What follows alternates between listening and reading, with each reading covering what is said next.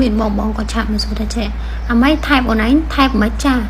ថែបរបស់ខ្ញុំប្រុសកម្ពស់1.85 ម៉ែត្ររៀងមានសាច់កម្អាប់គីឡូប្រហែលជា75 ទៅ 80 គីឡូ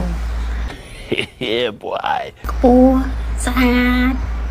រៀងស្បល់កុំសពេកក៏អត់ស្លាញ់ដែរហើយមានក្បាលពោះតិចហើយភ្នែករៀងចិនណា Nice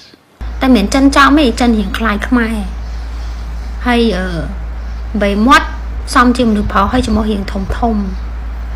ហើយនិយាយទៅសំខាន់គឺមានក្បាលពោះតិចខ្ញុំចូលចិត្តហើយចាំមើលវាតទៅមុខទៀតវាយ៉ាងម៉េចហើយសួរថាជីវភាពបែបណាជីវភាពមិនសមរម្យចិញ្ចឹមខ្ញុំរស់ពេលដែលចិញ្ចឹមខ្ញុំរស់ខ្ញុំឈប់លក់តែរូបភេទហ្នឹងហើយខ្ញុំឈប់បោះរូបសិចស៊ីទៀត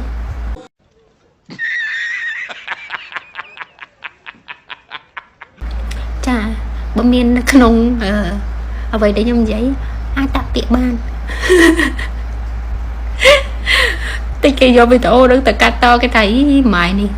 ហើយក៏អត់តម្លៃមែនរើសប្តីតាម TikTok ចានិយាយលេងទេបងប្អូនអើយនិយាយលេងទេតែបើមានមែនក៏យកដែរ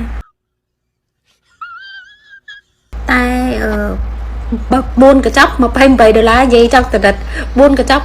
$28 free សេវាដឹកជូនដល់បងប្អូនទាំងអស់គ្នាទិញអាហារតអ្នករស់អារម្មណ៍ល្អចឹងអ្នករស់អារម្មណ៍ល្អ